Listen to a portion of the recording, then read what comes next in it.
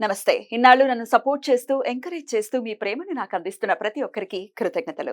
అలాగే ఈ వీడియో కూడా ఖచ్చితంగా మీకు ఉపయోగపడుతుంది. లైక్, షేర్ అండ్ సబ్స్క్రైబ్ చేసి మీ సపోర్ట్‌ని నాకు అందించండి. అలాగే ఈ వీడియో పట్ల మీకున్న అభిప్రాయాన్ని కామెంట్ సెక్షన్‌లో కామెంట్ చేసి తెలియజేయండి.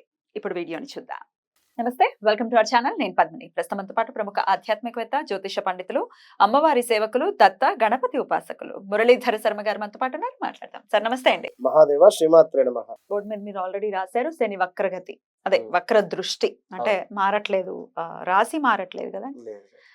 అదే ఆ కన్ఫర్మేషన్ కోసం, ఎందుకంటే అన్ని ఛానల్లో కూడా శని భగవానుడు వక్రం వస్తున్నాడు, వక్రం అంటే వక్రం అయితే ఏంది, మొత్తం రాశి వక్ర మారట్లేదు. దృష్ట్యా లేదా వక్రము కంప్లీట్ గా ఆ యొక్క గ్రహము రావడం జరుగుతున్నదా అనేటువంటి విషయాన్ని కూడా తప్పకుండా. అంటే 139 రోజులు వక్రగతిలోనే ఉంటారా? అవునమ్మా. రైట్.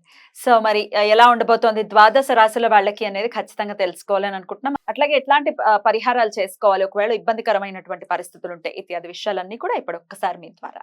ఈ యొక్క శని వక్ర దృష్టి అనేటువంటిది ఏమిటి అంటే, ఉమ్, మనమే ఇప్పుడు కరెక్ట్ గా ఎట్లయితే కూర్చొని ఉన్నామో మన స్థానం నుండి ఎన్ని వైపులా మనం చూడగలుగుతాం. ఉమ్, పైకి కావచ్చు, ఇటు పక్కన చూడగలుగుతాం. కంప్లీట్ బ్యాక్ అంటే కొంత టర్న్ 3 గంట అట్లా చూడొచ్చు మనం. ఉన్నారా? ఆ, అలా కాస్త టర్న్ అయి ఈ యొక్క కుంభంలో ఉన్నటువంటి శనేశ్వరుడు ఈ యొక్క మకరం వైపుగా కూడా చూపు అనేటువంటిది మళ్ళింది. అంతే, ఇక్కడ మకరం వైపుగా దృష్టి రావడం జరిగింది. మరి దాని వలన ఇప్పుడు ఉదాహరణకు మనము ఒక ఏదో ఎక్కడికో అంటే బయట దేశాలకు వెళ్ళేటువంటి సందర్భంలో, లేదా ఒక ఎగ్జామ్ రాసేటువంటి సందర్భంలో అయినా ఒక హాఫ్ అన్ అవర్ కంటే మనం ముందే ఉండాలి అని చెప్పి, ఆ యొక్క ఫ్లైట్ టైం కన్నా మనము ఈ యొక్క ఎగ్జామ్ రాసే టైం కన్నా కూడా ఒక హాఫ్ అన్ అవర్ ముందు, బోర్డింగ్ టైం ఒక 1 అవర్ ముందైనా అక్కడికి ఉండాలి అని చెప్పి మనం ఎంత స్పీడ్గా వెళ్తున్నాము. అవును. ఖచ్చితంగా వెళ్తారు అందరూ కూడా. అక్కడికి వెళ్ళిన తర్వాత అమ్మయ్య ఇంకొక 40 నిమిషాలు, హాఫ్ అన్ అవర్ సమయం ఉంది, ఓకే అనుకునే సందర్భంలో హాల్ టికెట్ మర్చిపోయాం, లేదా ఇక్కడ ఫ్లైట్ టికెట్ మర్చిపోయాం. ఎంత స్పీడ్గా వచ్చి ఎంత స్పీడ్గా వెళ్ళాలి. అసలు సమయం సరిపోదు కూడా. సరిపోదు అనేది కాదు, కానీ చాలా స్పీడ్గా వచ్చి వెళ్ళాలి. అవును. ఉదాహరణకు అయ్యో అవును.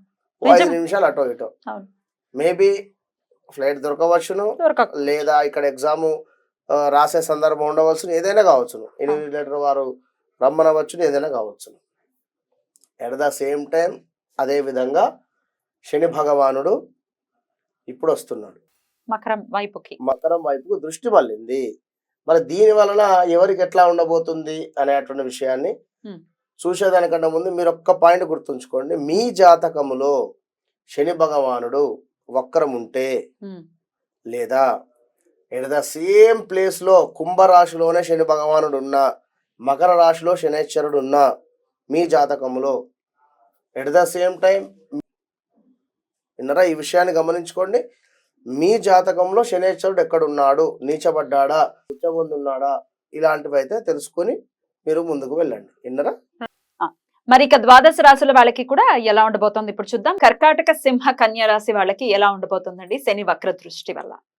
తప్పకుండా కర్కాటక రాశి వారు 2022 నుండి కూడా ఆగస్టు నుండి ఇబ్బందులు పడుతూ ఉన్నారు.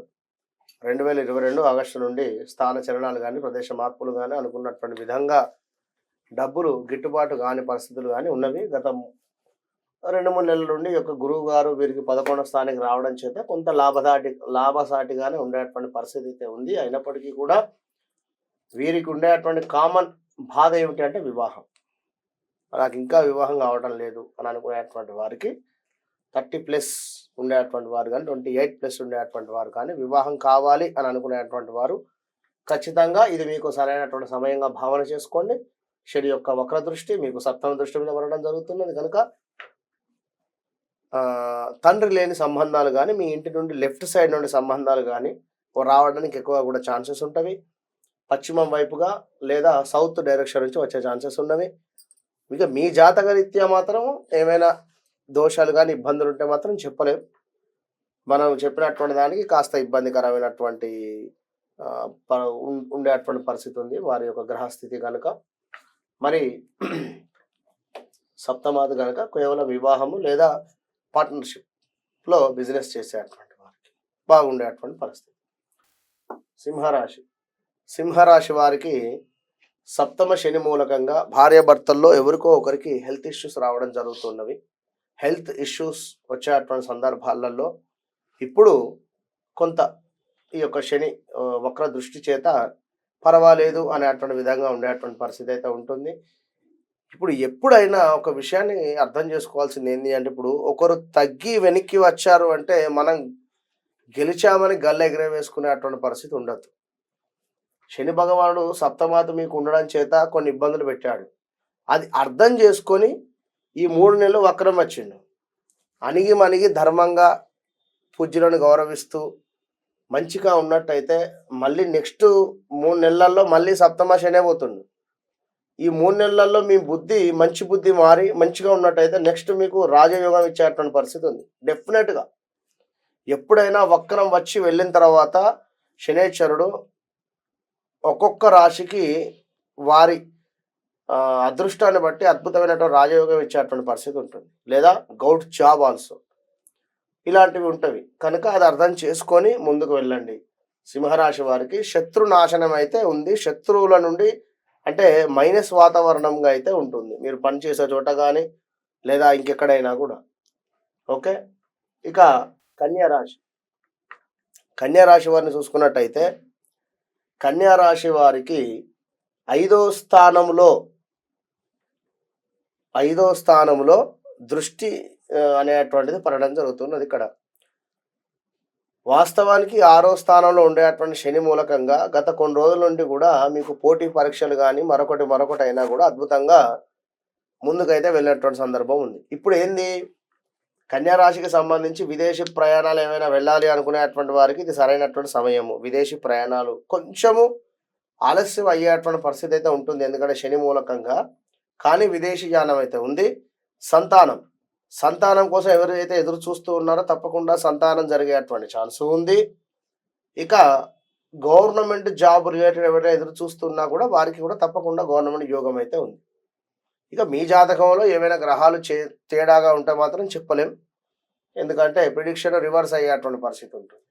కనుక అది కూడా పరీక్షించుకోవాలి. ఖచ్చితంగా మీ జాతకం బాగుంది, ఇక్కడ చాలా బాగుంది, సంతాన యోగం అనుకున్నప్పుడు మీ జాతకం ఖచ్చితంగా చెక్ చేసుకోవాలి. ఇక ఈ యొక్క 3 రాశుల వారు కూడా ఖచ్చితంగా కూడా ఆవ నూనెతో దీపారాధన మస్ట్, లేదా శనికి సంబంధించింది ఏమైనా నల్ల నువ్వులు దానం కావచ్చు ఇచ్చుకునేటువంటి ప్రయత్నం చేస్తూ ఉండాలి.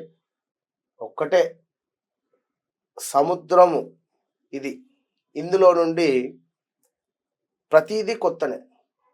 ఏ విషయం తెలుసుకోవాలన్నా కూడా ఆస్ట్రాలజీ కావచ్చును, యొక్క ప్రిడిక్షన్ కావచ్చును, ఒకరికి ఒకరు చెప్పింది నచ్చదు కావచ్చును, మరొకరికి కరెక్ట్గా ఉంది అనేటువంటి విధంగానే ఉండేటువంటి పరిస్థితి ఉంటుంది. కనుక మీ జాతక పరిశోధన మస్ట్ జరిగింది, జరుగుతుంది, జరగబోయేది ఖచ్చితంగా కూడా మనం చెప్పేటువంటి పరిస్థితి ఉంది. కనుక దాన్ని బట్టి ఈ యొక్క శని వక్రం మీ జాతకంలో వక్రం ఉంటే కూడా చెప్పలేము, ఇబ్బంది అయితే ఉంటుంది.